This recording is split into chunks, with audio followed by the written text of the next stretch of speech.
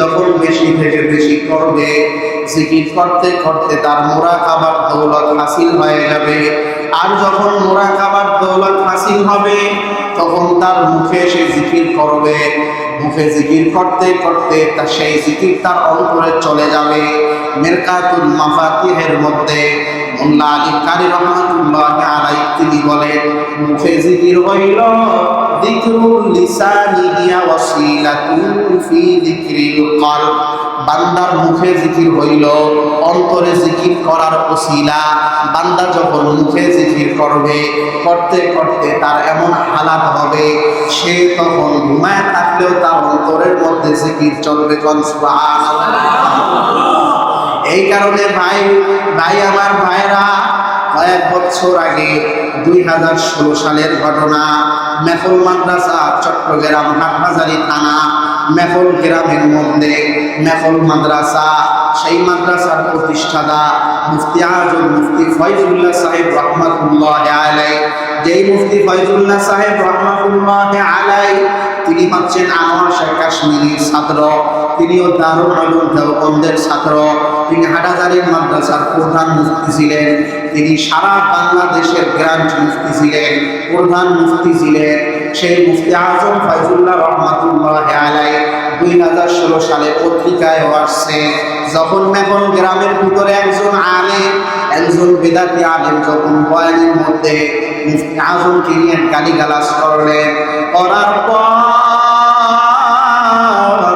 আল্লাহর কি কুদরত, কয়েকদিন পর মুফতি আজমের কবর থেকে ঘেরান বের হয়। ঘেরান বের হওয়ার পর এইবার সেই বেদাতিরাই আবার, কারণ যারা বিদআত করে তারা যা দেখে তখন তাদেরকেই তারা রব মনে করতে থাকে। তখন বেদাতিরা সেই কবর থেকে মাটি নিয়ে যায়। মানুষ অনেক জাহেল মানুষ, বুঝে না, তারাও তাদের দেখা দেখি মাটি নেওয়া শুরু করছে, গাছের পাতা নেওয়া শুরু করছে, এমনকি কবর ভেঙে যাওয়ার কায়দা।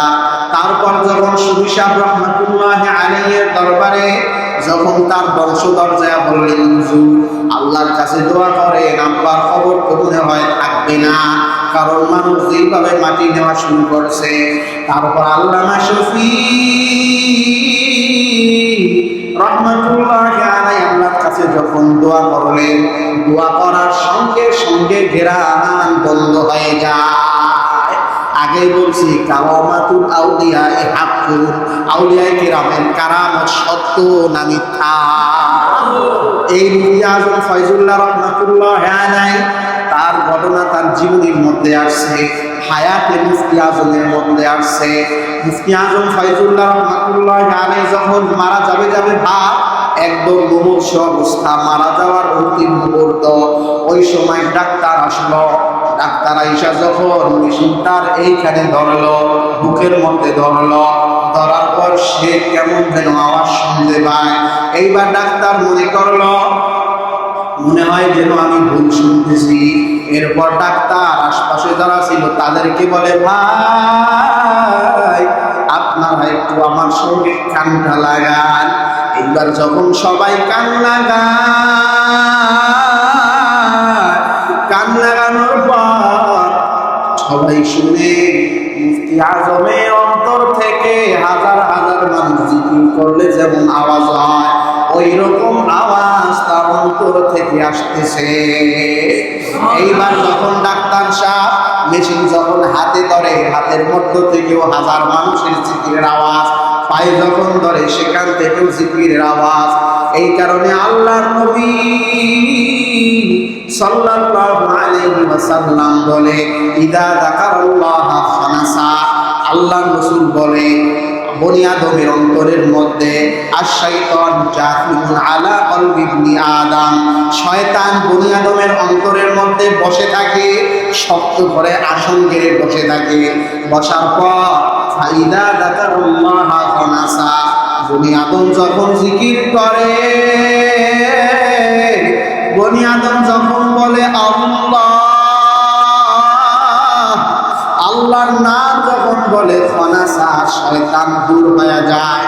আবার যখন ওয়াইদা কফালা, বান্দা যখন জিকির থেকে গাফেল হয়, ওই মুহূর্তে ওয়াসওয়াসা শয়তান আবার আইসা ওর অন্তরে বাসা বাঁধে।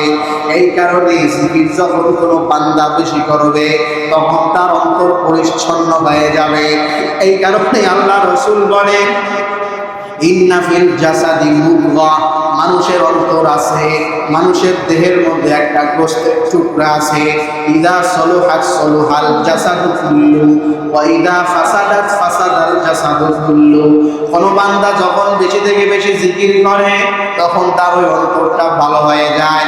আর মানুষের অন্তর যখন ভালো হয় তখন মানুষের পুরা শরীরটা ভালো হয়ে যায়।